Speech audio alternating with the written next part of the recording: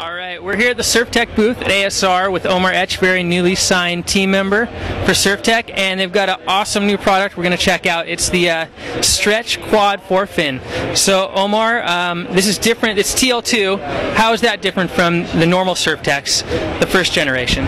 Well, we're looking at the new TL2 technology right here. This is the Stretch Fletcher 4, as you mentioned. Yep. It's a forefin, and the new TL2 technology is going to be a higher performance. Yep.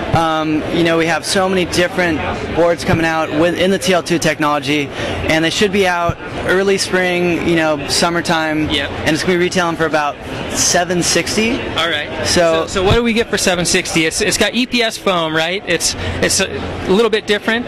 Yeah, it's a little bit different. It's more high performance. Yep. Okay. And what you're going to find out with this technology, you know, everything comes out really true.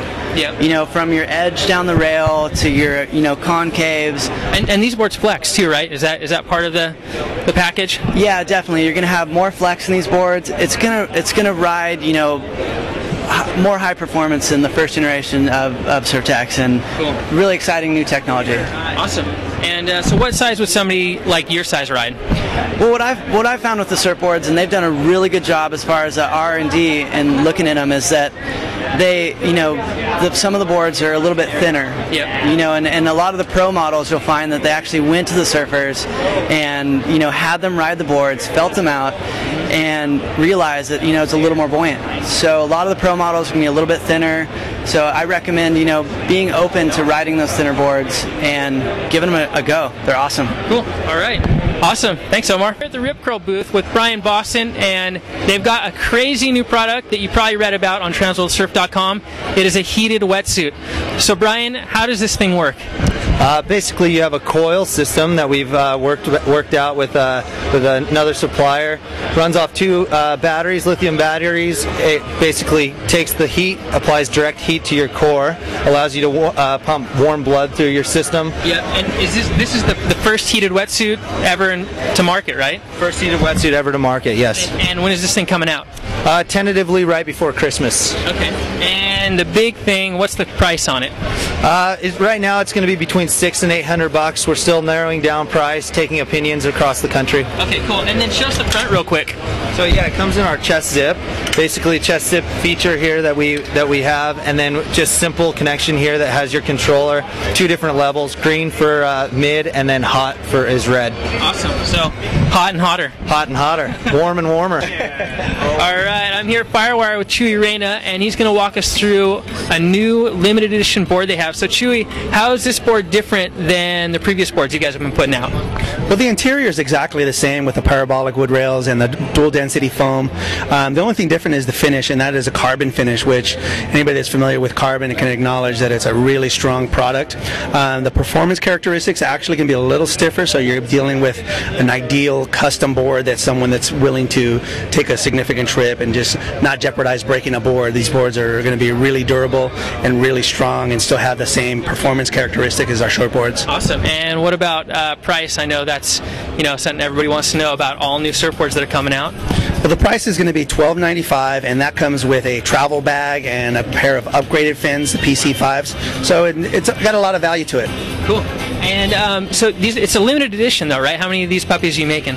We're making 160 for 07, and actually 40 are already spoken for. So wow, they're going up fast. 39 with mine, right? 38. No.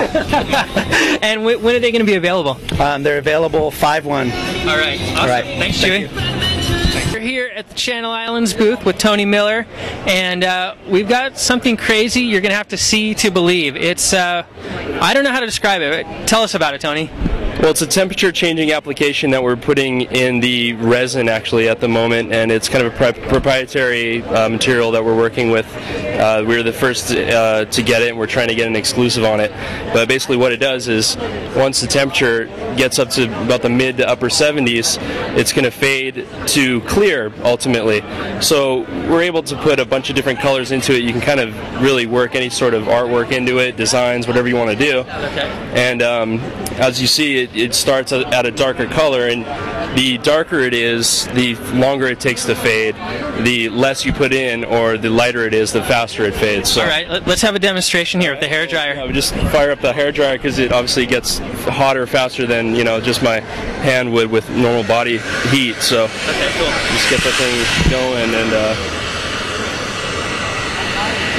go on the logo to see the contrast. Ooh, crazy. And how much extra is this on the board? We think it's going to be about $100 extra right now, and you can see there's a couple different colors there, just contrasting against each other. Will it make me surf like Kelly Slater?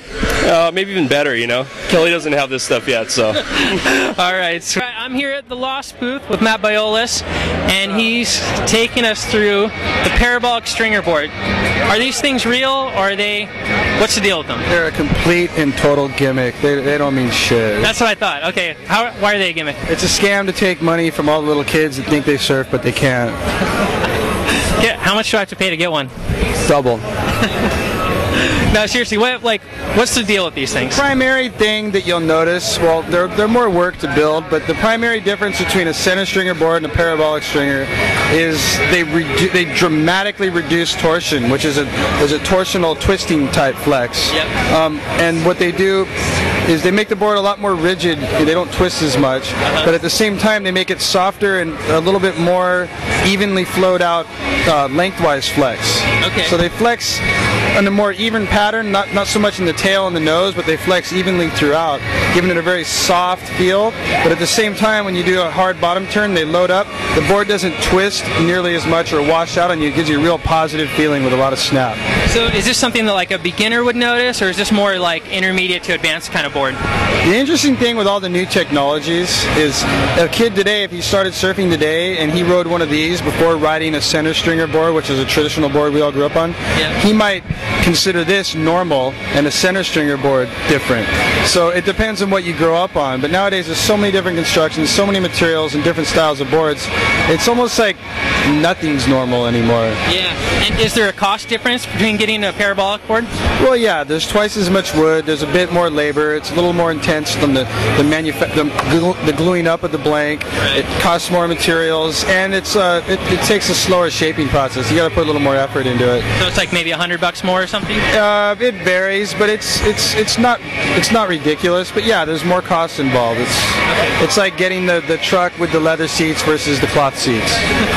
All right, we like leather. Yeah. Chips, dips, chains, whips, all that sort of stuff. Thanks, Matt.